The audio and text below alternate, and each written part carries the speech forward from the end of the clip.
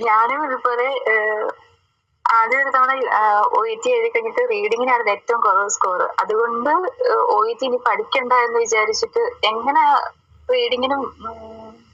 Reading ചെയ്യണ്ടേന്ന് അറിയാത്തതുകൊണ്ട് OET പഠിക്കണ്ട എന്ന് വിചാരിച്ചിട്ട് നിന്നതാണ്. പിന്നെ ഒന്നുകൂടെ നോക്കാന്ന് വിചാരിച്ച് യൂട്യൂബിൽ ഇങ്ങനെ നോക്കിയപ്പോ ആണ് JM അക്കാദമിയുടെ വീഡിയോസ് കണ്ടത്. ആ വീഡിയോ കണ്ട് റീഡിങ്ങിനെ കുറിച്ച് ഓരോ ക്വസ്റ്റ്യൻസ് എങ്ങനെയാ ചെയ്യേണ്ടതെന്നുള്ളത് ഇതൊക്കെ കണ്ടിട്ടാണ് മാമിനെ കോണ്ടാക്ട് ചെയ്യുന്നത്. അപ്പം ആദ്യത്തെ 2-3 ക്ലാസ് കൂടിയപ്പോ തന്നെ എനിക്ക് ഏപ്പാട്ടൊക്കെ 10 മിനിറ്റ്സ് കൊണ്ട് ചെയ്യാൻ പറ്റി. എങ്ങനെയാണ് ആൻസർ എഴുതേണ്ടതെന്ന് ഞാൻ ആദ്യത്തെ തവണ എഴുതിയപ്പോ ഞാൻ നേരത്തെ ചെയ്ത സെയിം മെറ്റീരിയൽ ആണ്. ഞാൻ എല്ലാം കറക്റ്റ് ആൻസർ ആണ് എഴുതിയെന്നുള്ള ഇതോടെ ഇരുന്നതായിരുന്നു ഞാൻ.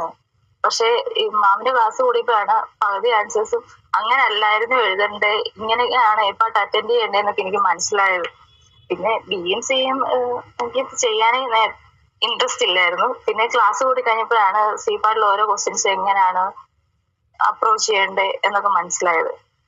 പിന്നെ ലിസണിങ് ആണെങ്കിലും മാമിന്റെ ക്ലാസ് ഒത്തിരി ഹെൽപ്ഫുൾ ആയിരുന്നു. ആൻസേഴ്സ് പ്രെഡിക്റ്റ് ചെയ്യാനും ഒക്കെ.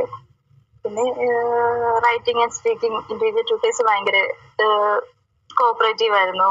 എപ്പോ ഡൗട്ട് ചോദിച്ചാലും അവർ പറഞ്ഞു തരുമായിരുന്നു. സ്പീക്കിംഗ് ആണെങ്കിലും മാമനെ ഒത്തിരി ഹെൽപ്പ് ചെയ്തിട്ടുണ്ട്. എനിക്ക് സംസാരിക്കാൻ ഭയങ്കര ചമ്മലും ഒക്കെ ആയിരുന്നു. മാമനെ ഒത്തിരി സപ്പോർട്ട് ചെയ്തിട്ടുണ്ട്.